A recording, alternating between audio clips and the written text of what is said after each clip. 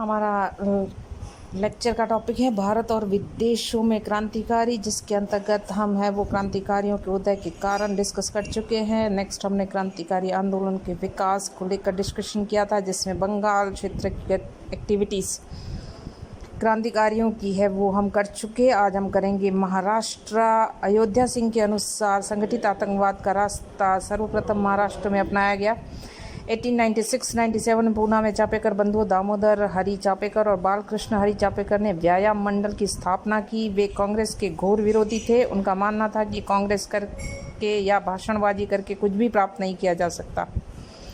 देश की भलाई के लिए करोड़ों लोगों को युद्ध क्षेत्र में प्राणों की बाजी लगानी होगी, इसलिए वे व्यायाम और शस्त्र संचालन की शिक्षा देकर ऐसे नौजवान तैयार करना चाहते हैं जो देश के लिए प्राणों की बाजी लगाने को तैयार हो। 22 जून 1897 की रात को उन्होंने पूना के प्लेग कमिश्नर रैंड और उसके सहायक आइंस्ट की हत्या कर दी। दामोदर पकड़ा गया और 18 अप्रैल 1898 को उसे फांसी दे दी गई। 8 फरवरी 1899 को व्यायाम मंडल के सदस्यों ने उन द्रविड़ बंधुओं को मौत के घाट उतार दिया जिन्होंने पुरस्कार के लालच में चापेकर बंधुओं को गिरफ्तार करवाया था। इसके लिए सरकार ने व्यायाम मंडल के अनेक सदस्यों को गिरफ्तार किया। बालकृष्ण चापेकर, वासुदेव चापेकर और महादेव विनायक रानाडे को फांसी दे दी गई। पूना के 2 प्रतिष्ठित नागरिक नाटू बंधुओं को देश निकाला दे दिया गया। केसरी में भड़काने वाले लेखों के आरोप में बाल गंगाधर तिलक को जेल में डाल दिया गया। महाराष्ट्र के सर्वाधिक चर्चित क्रांतिकारी विनायक दामोदर सावरकर हुए। उनका जन्म 28 मई 1883 को महाराष्ट्र में नासिक के निकट एक गांव में चित्पावन ब्राह्मण परिवार में हुआ था। 1901 ईस्वी में उन्होंने पूना के फर्ग्यूसन कॉलेज में प्रवेश लिया और वहां क्रांति की भावना का प्रसार करने के लिए अभिनव भारत नाम की गुप्त संस्था स्थापित की। उन्होंने दुर्गा की प्रतिमा के सामने देश को अंग्रेजों से मुक्त कराने का संकल्प लिया। यह संस्था सारे पश्चिम तथा मध्य भारत में सक्रिय रही। सावरकर तिलक के शिष्य थे, अतः सरकार का ध्यान उनकी तरफ गया। उन्हें कॉलेज से निकाल दिया गया, परंतु बम्बई विश्वविद्यालय ने उन्हें बीए की परीक्षा में बैठने की अनुमति दे दी। परीक्षा पास करने के बाद तिलक सिफारिश पर उन्हें छत्रपति शिवाजी का वजीफा मिला और वे 1906 में बैरिस्ट्री पास करने हेतु लंदन चले गए। लंदन प्रवास के दौरान सावरकर ने न केवल क्रांति का प्रचार किया, बल्कि उन्होंने भारत का प्रथम स्वतंत्रता संग्राम नामक पुस्तक भी लिखी, जिसमें उन्होंने यह सिद्ध करने का प्रयास किया था कि 1857 का क्रांति सैनिक विद्रोह ने न होकर भारत का प्रथम स्वतंत्रता संग्राम था। ब्रिटिश सरकार ने इस पुस्तक पर पाबंदी लगा दी। विनायक दामोदर सावरकर लंदन चले आए और अभिनव भारत संस्था फलती फूलती रही। महाराष्ट्र में उनकी शाखाएं का जाल बिछ गया और उसने सभाएं, पुस्तिकाएं, गणपति और शिवाजी के उत्सव, राष्ट्रीय गीतों आदि के द्वारा सशस्त्र संग्राम के जरिए लोगों के मन में देश को स्वतंत्र करने की भावना भरने का सतत प्रयास किया। वह अपने सदस्यों को सैनिक प्रशिक्षण देकर ब्रिटिश शासकों से मोर्चा लेने को तैयार करती थी। सैनिक प्रशिक्षण के अंतर्गत सदस्यों को ड्रिल, लाठी और तलवार चलाने, घुड़सवारी एवं तैरने का अभ्यास, पहाड़ों पर चढ़ने और लंबी दौड़ आदि की शिक्षा दी जाती थी। पूना और बम्बई के बहुत से कॉलेजों और स्कूलों में भी अभिनव भारत की शाखाएं थीं। यहाँ तक कि उनके अनेक सदस्य महत्वपूर्ण सरकारी पदों पर भी थे। वे सब अत्यधिक गोपनीय तरीके से संस्था के साथ जुड़े हुए थे और अभिनव भारत का वार्षिक सम्मेलन भी गुप्त रूप से आयोजित किया जाता था। बंगाल के क्रांतिकारियों के साथ इस संस्था का संबंध स्थापित हो चुका था।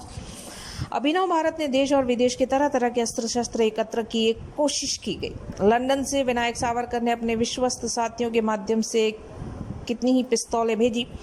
पांडुरंग महादेव रूसी क्रांतिकारियों से बम बनाने की कला सीख कर आए थे और पेरिस उन्हें है वो भेजा गया।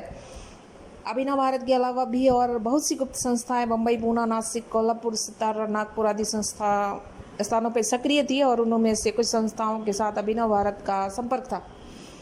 1908 ईस्वी में तिलक की गिरफ्तारी और 6 साल के मांडले निर्वासन से क्रांतिकारियों का आक्रोश अत्यधिक बढ़ा और दामोदर जोशी ने अपने कुछ साथियों के साथ मिलकर कोल्हापुर में एक बहुत बड़ी संख्या में बम बनाने का कारखाना खोला गया और दुर्भाग्यवश एक बम के फट जाने से भेद खुला। लोगों की गिरफ्तारियां हुई और उन्हें लंबी सजाएं दी गई। कोल्हापुर बम केस के नाम से ये प्रसिद्ध हुआ। गणेश सावरकर को क्रांतिकारी गीत लिखने के अपराध में 1909 में आजीवन निर्वासन का दंड दिया गया। 1909-10 में नासिक षड्यंत्र केस चला। नासिक के जिला मजिस्ट्रेट ने सावरकर के मुकदमे का फैसला सुनाया। 21 दिसंबर 1909 को उन्हीं के विदाई समारोह में आयोजित एक पार्टी में गोली मारकर हत्या कर दी गई। इस प्रकार क्रांतिकारियों ने गणेश सावरकर के निर्वासन का बदला चुकाया और जैक्सन की हत्या के मुकदमे में अनंत लक्ष्मण कनेरी, कृष्णजी गोपाल जी कर्वे और विनायक नारायण देशपांडे को 1911 में फांसी दे दी गई। विनायक दामोदर सावरकर को लंदन से गिरफ्तार किया, नासिक लाया गया। 37 आदमियों के साथ नासिक षड्यंत्र केस चला। दिसंबर 1910 में विनायक सावरकर को आजीवन निर्वासन का दंड मिला। उनकी संपत्ति जब्त हो गई। उन्हें बैरिस्टर की मान्यता को रद्द कर दिया गया। बीए की डिग्री रद्द हो गई। सावरकर को अंडमान निकोबार में अनगिनत यातनाएं दी गई, किंतु उन्होंने अपने देश प्रेम तथा अंग्रेजों के शासन के प्रति घृणा में लेश मात्र अंतर नहीं आने दिया। 1921 में उन्हें तथा उनके बड़े भाई दोनों को अंडमान से भारत लाया गया। रत्नागिरी जेल में रखा गया। भारत में उनकी रिहाई के लिए निरंतर आंदोलन चलता रहा। सावरकर को अंडमान में अनगिनत यातनाएं दी गई थी और उन्हें वापस लाने के लिए जो आंदोलन चला, जिसके चलते उनको है वो 1937 में जेल से रिहा किया गया और इस प्रकार इस वीर क्रांतिकारी को 27 वर्ष का जीवन जेल में ही गुजारना पड़ा। नासिक षड्यंत्र केस में अनेक क्रांतिकारियों की गिरफ्तारी और उनकी सजाएं। महाराष्ट्र में क्रांतिकारियों का मनोबल कुछ समय के लिए गिरा। उन्होंने समय समय से कुछ कारनामे करके क्रांतिकारियों का उत्साह बना रखा है, कोशिश की। गणेश सावरकर को देश निर्वासन का दंड दिलवाने में भारत सचिव के मुख्य परामर्शदाता सर कर्जन वाइली का भी हाथ था। 1 जुलाई 1909 को मदनलाल ढींगरा ने लंदन में वाइली को गोली से उड़ा दिया। ढींगरा को गिरफ्तार कर 16 अगस्त 1909 को फांसी दे दी गई। अपने मुकदमे के दौरान अदालत में बयान देते हुए ढींगरा ने कहा था, मैं स्वीकार करता हूं कि उस दिन मैंने एक अंग्रेज का खून बहाने की कोशिश की थी। देशभक्त भारतीय नौजवानों को दी जाने वाली अमानुषी फांसियों और निर्वासनों का थोड़ा सा बदला लेने के लिए मैंने ऐसा कार्य किया था। अस्त्र शस्त्र प्राप्त करने तथा बड़ी संख्या में बम बनाने के लिए आवश्यक धन एकत्रित करना क्रांतिकारियों के लिए दिन ब दिन कठिन होता चला जा रहा था। मजबूर होकर उन कर्वे गुट ने कुछ छोटी मोटी चोरियां करके धन एकत्रित करने का मार्ग भी अपना लिया, मगर शीघ्र ही उन्होंने इस मार्ग का त्याग किया क्योंकि देशवासियों को लूटना उन्हें पसंद नहीं आया। इस प्रकार अर्थाभाव के कारण 1910 में महाराष्ट्र की क्रांतिकारी संगठन बिगड़ा, परंतु उनकी विगत कार्यवाहियों से देश प्रेम की भावना को जिंदा रखा जा सका। पंजाब में अगर क्रांतिकारी आंदोलन को देखें तो अयोध्या सिंह लिखते हैं कि ज्योतिन्द्र मोहन चैटर्जी और कुछ नौजवानों ने मिलकर 1904 में एक गुप्त संगठन बनाया और कुछ दिनों बाद इस संगठन का मुख्य कार्यालय रुड़की में कायम किया गया। यहीं पर लाला हरदयाल, अजीत सिंह और सूफी अम्बा प्रसाद भी इस संगठन से जुड़े। इससे पंजाब के क्रांतिकारियों के कामों में भी सरगर्मी आई। पंजाब के क्रांतिकारी लाला हरदयाल के नेतृत्व में काम करते थे और लाला लाजपत राय भी समय समय पर उनकी मदद करते थे। उन्हीं दिनों पंजाब सरकार ने उपनिवेश अधिनियम द्वारा भूमि की चकबंदी को हतोत्साहित कर दिया और संपत्ति के विभाजन के अधिकार में भी हस्तक्षेप किया। इससे पंजाब के लोगों में आक्रोश फैला और क्रांतिकारियों ने इस अवसर का भरपूर लाभ उठाया। वे लोगों को कहते थे, आपने 1857 की अंग्रेजों को साथ दिया, राज बचाया, आज वही अंग्रेज आपको तबाह कर रहे हैं। अब समय आ गया है कि आप बगावत करें, अंग्रेजों पर धावा बोल दें और आज़ाद हो जाएं। गांव के लोगों से कहा जाता था कि अंग्रेज लोग कपास और गन्ने के बढ़ते उद्योग को नष्ट कर देना चाहते थे। उन्होंने आप लोगों को सोना चांदी लेकर बदले में कागज के नोट थमा दिए। जब अंग्रेज चले जाएंगे तो कागजी नोटों के बदले में रुपया कौन देगा? इस प्रकार के प्रचार प्रसार से आर्य समाज की गुप्त समितियों का ही हाथ रहा। ब्रिटिश अधिकारी भी लाला लाजपत राय की क्रांतिकारी आंदोलन का मस्तिष्क और अजीत सिंह को उनका दाहिना हाथ मानते थे। 9 मई 1907 को लाला लाजपत राय को लाहौर में गिरफ्तार किया गया और उन्होंने मांडले भेज दिया गया। 2 जून को अजीत सिंह को अमृतसर से गिरफ्तार किया। लाला जी के निर्वासन से पंजाब के लोग आक्रोश तीव्र उठा। सरकार के उपनिवेश अधिनियम को रद्द करके स्थिति को और अधिक बिगड़ने से बचा लिया। नवंबर में लाला जी को भी मांडले से लाहौर वापस लाया गया और उन्हें रिहा कर दिया गया। इस प्रकार कुछ समय के लिए पंजाब में क्रांतिकारी गतिविधियों को भी विराम मिला। 1909 में पंजाब में फिर से क्रांतिकारियों की गतिविधियां देखी गई। लाहौर से बहुत सी पुस्तिकाएं छपने लगी। क्रांतिकारी सिद्धांतों का प्रचार हुआ। नवयुवकों से अंग्रेजी शासन को उखाड़ फेंकने की अपील हुई। पुस्तिकाओं में प्रत्यक्ष अथवा अप्रत्यक्ष रूप से छिपी रहती थी। इन पुस्तकों के प्रकाशन में वितरण के लिए मुख्यतः लालचंद फलक, अजीत सिंह, उनके दो भाई किशन सिंह एवं सोवर सिंह तथा सूफी अम्बा प्रसाद उत्तरदायी थे। ये सभी कट्टर क्रांतिकारी थे। लालचंद ने लाहौर में वंदे मातरम बुक एजेंसी और अजीत सिंह ने भारत माता बुक एजेंसी खोल रखी थी। जब सरकार को क्रांतिकारी साहित्य के प्रकाशन और वितरण की गोपनीय सूचना मिली तो वे तुरंत हरकत में आई और उन्हें क्रांतिकारियों की सरकारी योजनाओं की गंध मिल गई। अतः अजीत सिंह और अम्बा प्रसाद समय से ही मिलते ही फरार हो गए। सोवन सिंह सख्त बीमार थे, अतः उनके ऊपर कोई मुकदमा हटा लिया गया। लालचंद फलक को 4 वर्ष और किशन सिंह को 10 महीने का सजा दिया गया। कुछ संपादकों को भी राजद्रोहात्मक लेख लिखने के कारण सजा दी गई। पेशवा में एक लिखने के लिए जियाउल हक को 5 साल की, काले पानी की बेदारी में एक लेख लिखने के लिए आरोप में ईश्वर प्रसाद को 3 साल की, सहायक में लेख निकले के मुंशी राम सेवक को 7 साल की काले पानी की सजा दी गई। सरकार की सख्त कार्यवाहियों से पंजाब में क्रांतिकारी साहित्य का प्रकाशन वितरण बंद हो गया। थोड़ा बहुत प्रकाशन और वितरण होता था, वो क्रांतिकारी संगठनों के खास सदस्यों तक ही सीमित रहा। इसके बाद पंजाब में क्रांतिकारी हलचलों को अमेरिकी गोलार्ध में लौटे सिखों ने बढ़ाया। 1913 ईस्वी में कनाडा में लगभग 4000 भारतीय रहते थे, जिनमें सिखों की संख्या सर्वाधिक थी। बहुत से भारतीय कनाडा और अमेरिका जाने के लिए बर्मा, हांगकांग और संघाई चले जाते थे। वहां से कनाडा तथा अमेरिका चले जाते थे। भारतीयों की बढ़ती संख्या से कनाडा सरकार चिंतित हुई। उसने भारतीयों को कनाडा में आने से रोकने के लिए एक कानून पारित किया। वह भारतीय कनाडा में उतर सकता है जो भारत से किसी जहाज से सीधा आया।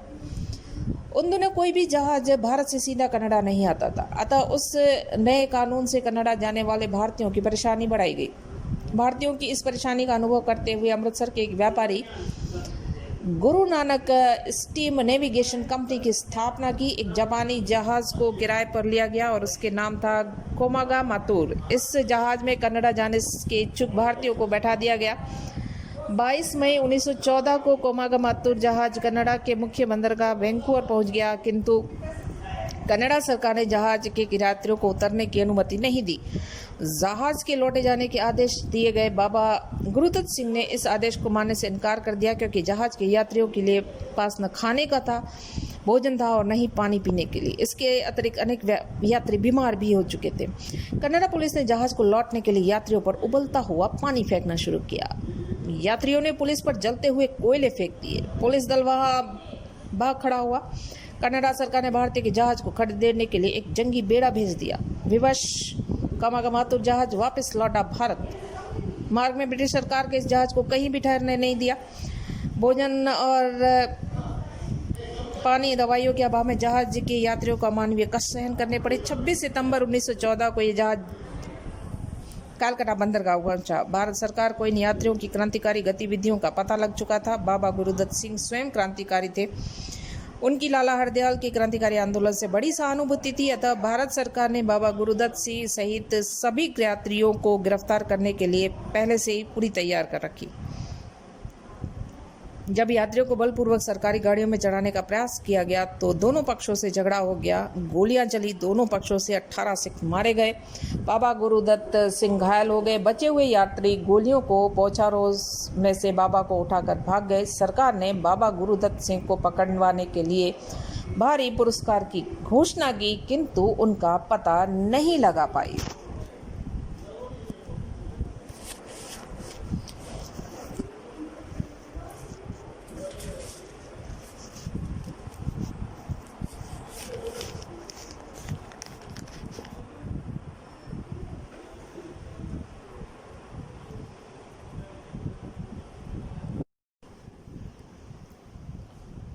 हमारा लेक्चर का टॉपिक है भारत और विदेशों में क्रांतिकारी, जिसके अंतर्गत हम है वो क्रांतिकारियों के उदय के कारण डिस्कस कर चुके हैं। नेक्स्ट हमने क्रांतिकारी आंदोलन के विकास को लेकर डिस्कशन किया था, जिसमें बंगाल क्षेत्र की एक्टिविटीज़ क्रांतिकारियों की है वो हम कर चुके। आज हम करेंगे महाराष्ट्र। अयोध्या सिंह के अनुसार संगठित आतंकवाद का रास्ता सर्वप्रथम महाराष्ट्र में अपनाया गया। 1896-97 में पूना में चापेकर बंधु दामोदर हरि चापेकर और बालकृष्ण हरि चापेकर ने व्यायाम मंडल की